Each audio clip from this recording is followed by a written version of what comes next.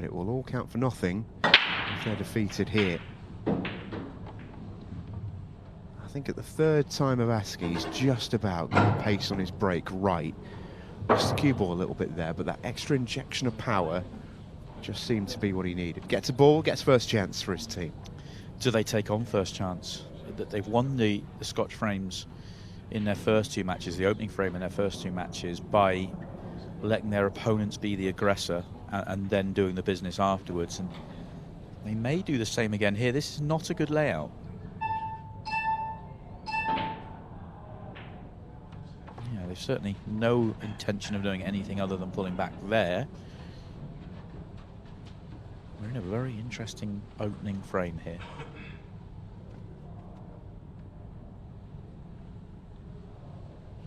They're at it again. But like we said earlier, sometimes the balls dictate. They do dictate, but too many players just go, do you know what, my opponents are great players, I must take on a finish. And I think the ability to actually understand the situation is something that more players could do with finding.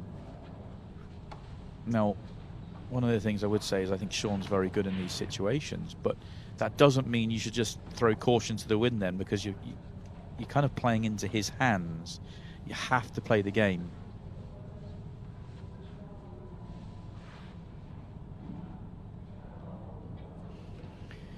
What's always interesting about these particular tactical exchanges is that it's open table. So do you try and promote balls of a colour set that you're not already? Do you try and mess balls up of a colour set you might be? And this is, do you convince yourself you can make the miracle clearance as well? That the 3-ball plant on the right-hand side is a shot that could be played. The double on the one on the left-hand side is a shot that can be played. But they're very, very low percentage. But you feel, sometimes you just feel like, oh, that's the way I've got to go. And they are going to pop, so they are going to take a set.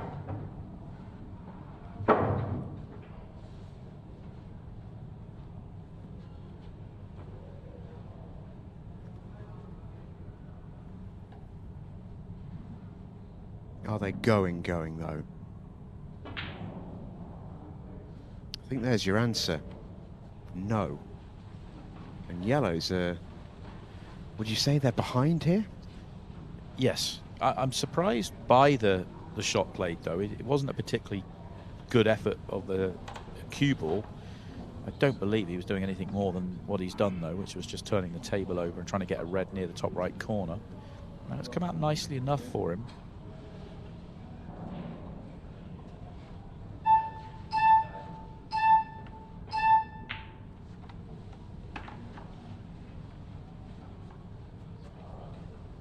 Shaun's playing for 0-0. That'd be a way to win it, wouldn't it? 0-0 draw.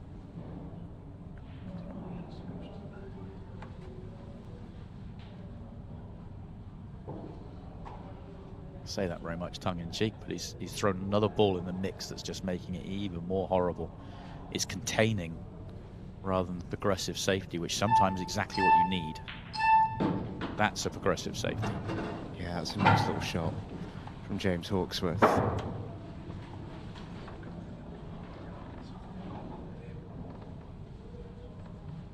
you know what I think is an interesting dynamic of, especially the next gen players coming through in this sort of ultimate pool era, if you like? There's no real hang-ups of, or bad habits maybe, and you've got to move, change how you think about the game from other rule sets. James Hawkesworth have played an awful lot of international rules, which have been the dominating rule set since the inception of Ultimate Pool, what, 5 years ago? When he was 9, by the way. Simon Webb's just dropped his head. My head just fell, yeah. You're so old. But you take my point. I mean, James, I'm sure will play other rule sets. It's not a competition. My point being is that he will have grown up really diving deep into the workings and machinations of this particular rule set. I think it's a really interesting point that we'll probably dive into more as the time goes on, actually, in terms of, I think you're right. I think the rule set's by far and away the best I've ever played. Nothing against others, if that's what you want to do. But for everybody else in the game, you know, Shaun and Scott here, they're transitioning to it, and their natural might be, certainly when they come across to it, might be different. Whereas if you grow up and it's the predominant rule set that you play, your instincts are going to be for that rule set. It's an interesting point.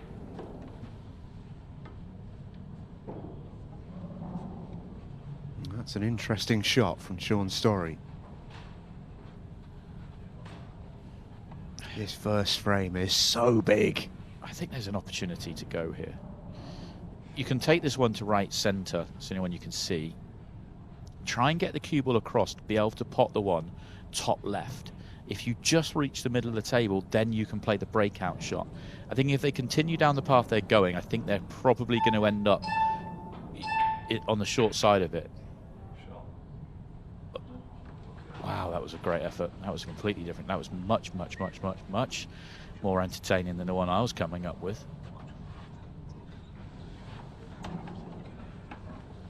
And Reds right now, if they can get a shot at the table, will really fancy it.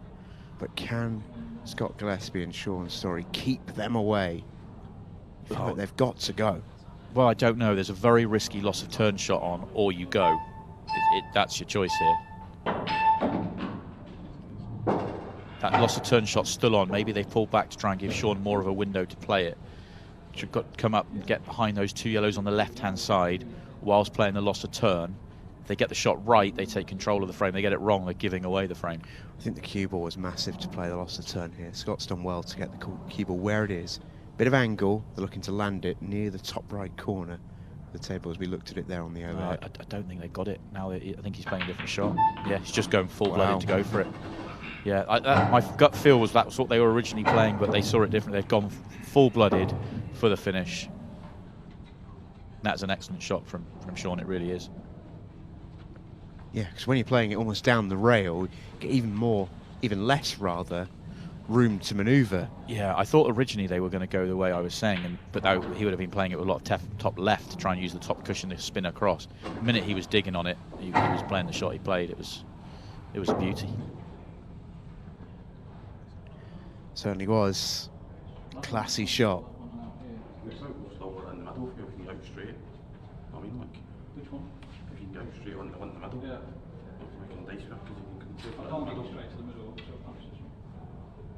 Discussion abounds.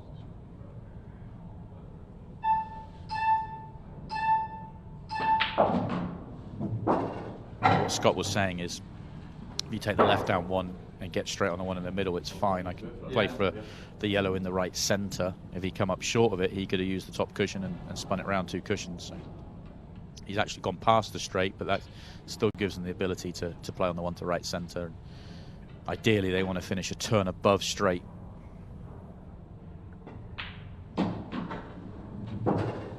Just like that. It's well executed from Scott Gillespie.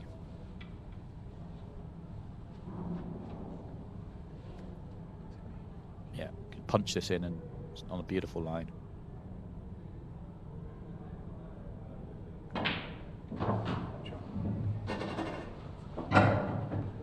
So the first frame, and it has been a long one.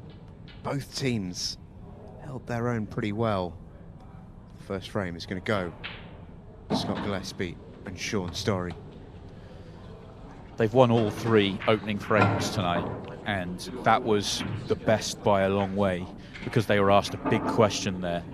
They really were. They kind of controlled the tactical on the previous two. Well, the second one was just a counter, but the opening frame, I think the night, they controlled the tactical. That time there, the tactical exchange panned out that it was either a very high tariff loss of turn shot or it was going to be the high tariff combination shot that was made, and they considered their options and they just executed a brilliant out. They were asked a question, they answered it. It was high quality.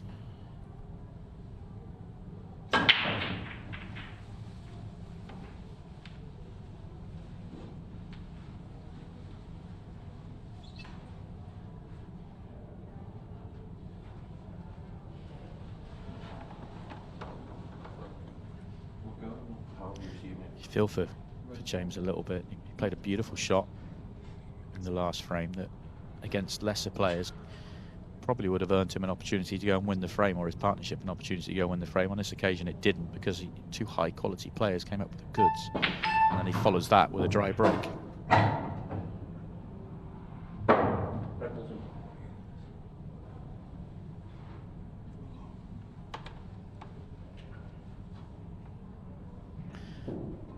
Do we see Shaun continue? I'll be surprised, if I'm honest.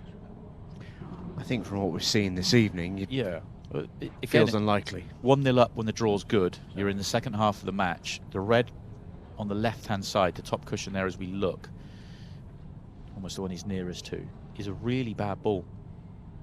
It's going to be difficult to get there. If he tries to take it on and doesn't get there, he's giving away the frame. It's not as like it's not really like these yellows are a gimme, so I'm surprised he's continuing here.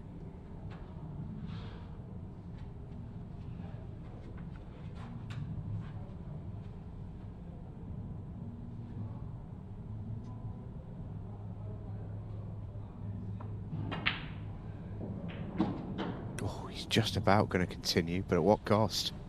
Well, he won't now. Pull back, almost a guaranteed snooker coming up.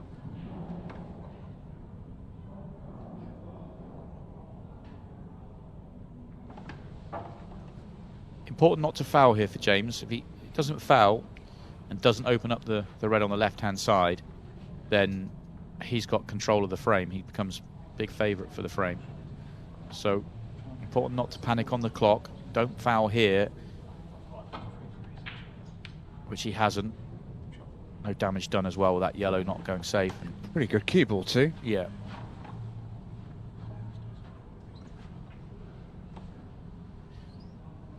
Unless Shaun feels he can bump this red on the left-hand side out and weld the cue ball very close to the yellow, he may just feel that the double's the play.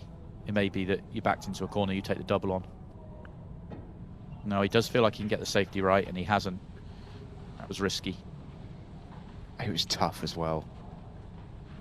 Now then, young James. Yeah, you've got yellow to right centre. Cue ball's going into the other yellow, which should pop it into play.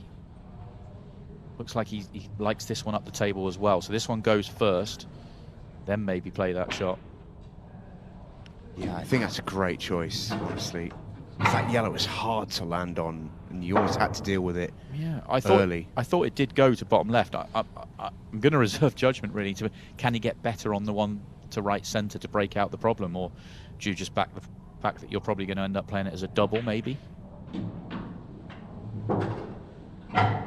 Or has he only got a 3-ball plant to go at now? Almost had a free go at just bumping that yellow off the rail, and he now has himself a shot to find. We can take the yellows nearest to the bottom of the table, so he's just looking at... Oh, of course, yeah. He's looking at what he would leave to bottom left following this.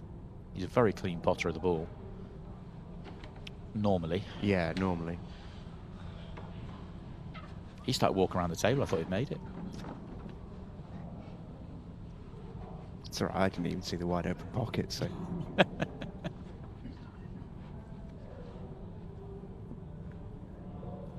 Just plugged my eyes back in. So Shaun Storry gets a second bite at the cherry here in this frame. 6 minutes left. And it could be decisive, really, if he can find a way out. Does the yellow make a big pocket? I don't think so. I think we're looking at a double. But he's a little bit straight here.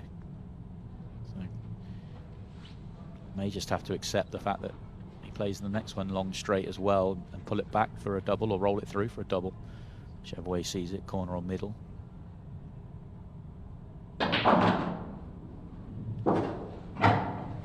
Decided to risk it, and he's actually now left an angle where he can play into that red if he wants to.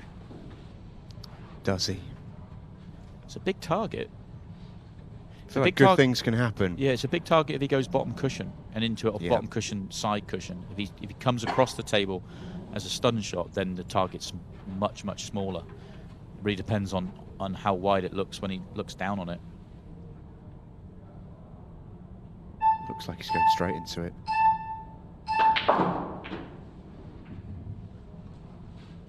was a small margin. It's clear on the double, that much is obvious. With 5 minutes left, this double is the difference between 2-0 up and almost certainly 1 foot in the next round, or 1-1 and game on. If he makes the double, he's not certain to be on the 8-ball, actually.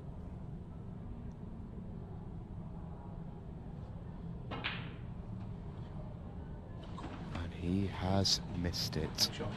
Okay, then. And those two yellows that are together, which I think are a plant, but are a little bit cambered, he's left him plumb on them. Yeah. Just take it straight away and then make it nice and easy. There was a frame earlier on tonight where he has really got involved and helped James with the pattern. I think I'm a big fan of working together, but I actually like not doing it in this situation. Just let him flow. They're there. Nothing, don't overcomplicate this one. There's no reason to. James Hawkesworth just 14 years of age, and there's been plenty of what we call the next gen on this Pairs Cup journey so far over the first 10 weeks. It's worth pointing out that even at 14, James has already outgrown the Next Gen series. He's already in the Challengers, and he's already right at the top end of Tier 2. You can't play both, and he's made the decision to play Challengers, which tells you a lot about where he is in his game. No, oh dear. Now then. I was just thinking how composed he looks out there, and yeah, threw one in a little bit. And Shaun's on this. He's left just enough. He gets a life. Oh, what a moment in this group.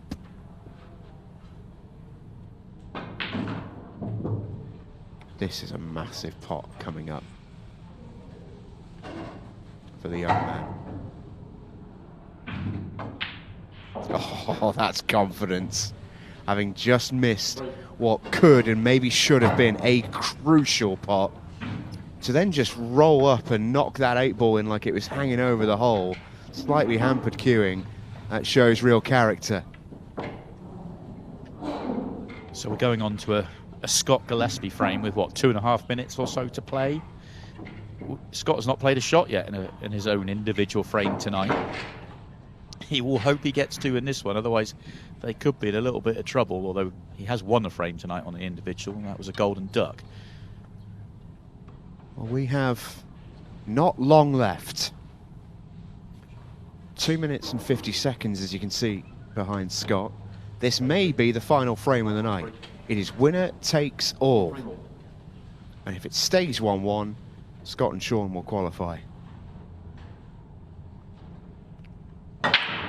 It's Scott Gillespie versus Yasar Hussain. And Yasar Hussain is going to get first go. That was Scott's best break of the night in terms of quality, not outcome. That look on his face told you everything you needed to know, because it said exactly what you just said. Now, this isn't a certain out because of the situation by any stretch. The hardest ball on the table, especially if you go yellows, is going to be the 8-ball, although there is a yellow at the top that's guarded by the red. It doesn't go because the red's in the way. This is a tricky out. I actually thought he was going to go reds here. I thought the reds were an easier combination of balls and easier to get on the 8-ball there, but he's chosen yellows. Does he fly into that area now? Potentially.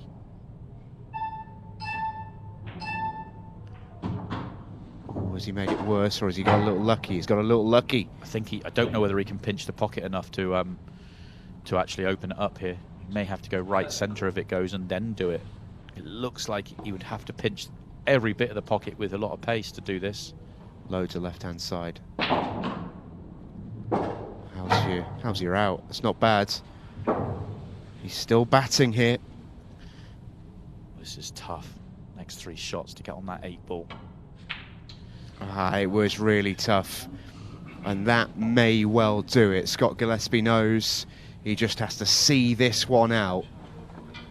Tough finish for the Wolf to take on there, Yasar Hussain. I understand the time situation and everything else, but I'd love to have seen that layout at the start again, where the reds were a possibility. I just felt reds were a better layout.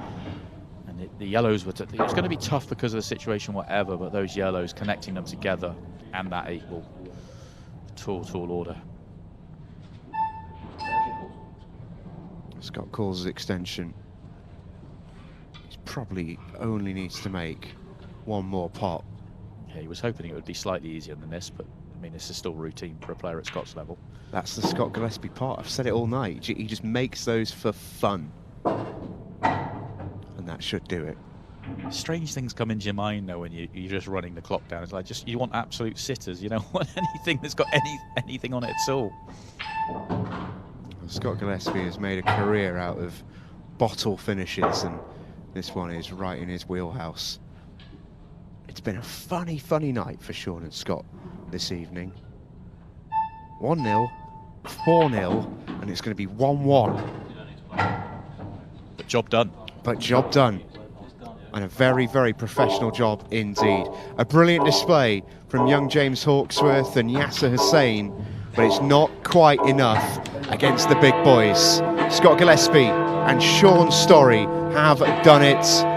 They were beaten in a 6-red shootout in last year's Pairs Cup group stage, but this time they've done it straight away by topping the group and qualifying for the last 16 of the Ultimate Pool Pairs Cup. Two very happy chappies